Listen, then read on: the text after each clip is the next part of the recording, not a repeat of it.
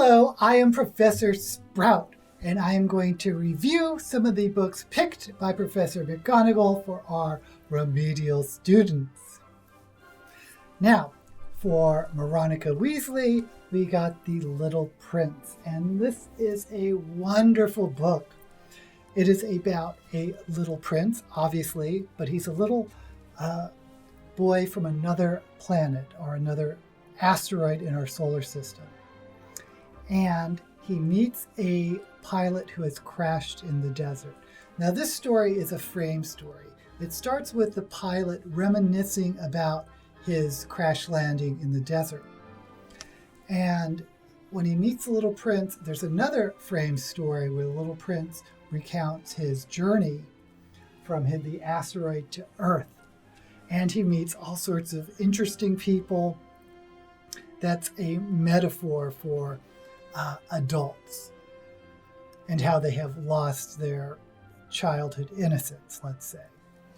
And this is such a wonderful book.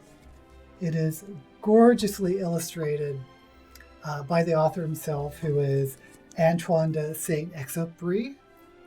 I don't know how to pronounce it, but this book definitely gets our blessing, and Veronica Weasley passes the course. Next up, we have Veruca Minge, who read Meddling Kids by Edgar Cantero. Oh boy.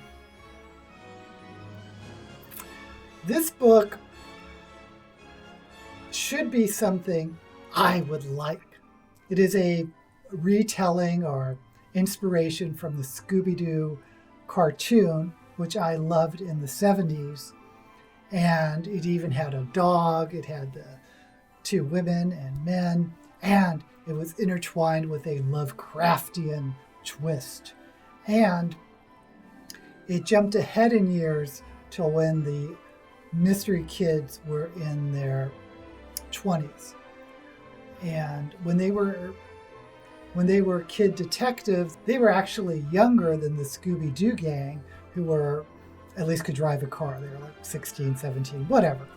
Anyway, the story takes place in the 70s and then jumps forward to, I believe, the 90s. There's a 15-year jump. And the kids are having a terrible time. One of them has died, one of them's in a mental institution, and the other two aren't doing very well either. And this has all the ingredients of something I should like, because I really loved The Magician by Lev Grossman, which was sort of an adult take on Narnia. And I also loved Oz by McGuire. I'll have his name up, which retold The Wizard of Oz. But in this case, in my opinion, the writer kept getting in the way of himself. Now, if you were in school, if you remember, if the teacher wrote WW, wrong word, or AWK, awkward wording, that is all over the place in this novel, in my opinion. The author made such weird choices. For instance, one of the characters had red hair, which he kept using as a metaphor, like the hair was alive. It was very strange. I'll mark some of the odd phrasing. Like her hair shushed and hushed, listening to the very important story to come. The hair was listening. Carrie's hair was awake and eavesdropping. I mean, it just made no sense to me. Further, he kept making up words, and sometimes that works when an author does that, but sometimes it just is weird. Like he said, the dog was Oliver Twisting, and I kept thinking of twisting. And then it took me a couple of jumps to think, oh, well, he's begging. The dog is begging.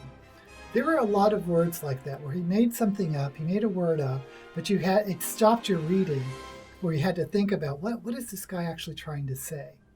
And I don't think that's a very good thing in a book. I don't think you want your readers to stop to wonder what the heck you're talking about. Some other words that he sort of made up: counter-asked, tragic-chuckled. There's no real reason for it. It didn't add anything. And I caught one anachronism.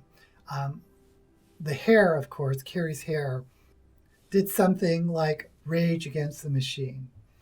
But Rage Against the Machine took place after 1990 when the story is supposed to take place.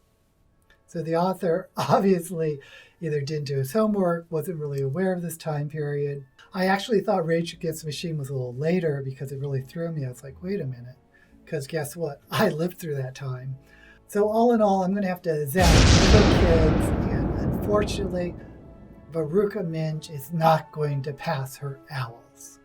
And finally, we had Chad Malfoy's book, Hollow Kingdom, about a crow living through the zombie apocalypse, called Hollow Kingdom by Kira Jane Buxton.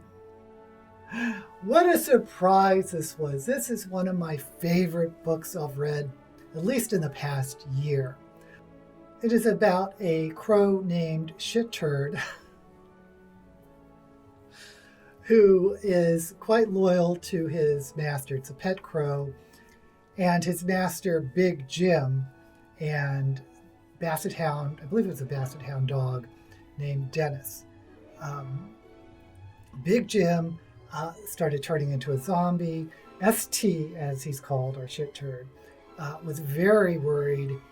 And this book is such a surprise. It is so well written. It's from Shit Turd's point of view. Once in a while, they'll switch to the point of view of another animal.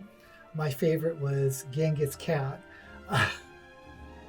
And how the animals, especially the domestic animals, cope with the downfall of humanity. So I don't want to actually talk too much about it because it's such a good book. It is so well written that I hope you pick it up. But if you are hesitant about reading a novel from the point of view of a crow, just think about some of the other fantastic novels written from an animal's perspective. I'm thinking of Watership Down. I'm thinking Mrs. Frisbee and the Rats of Nim, the Redwell books, Animal Farm.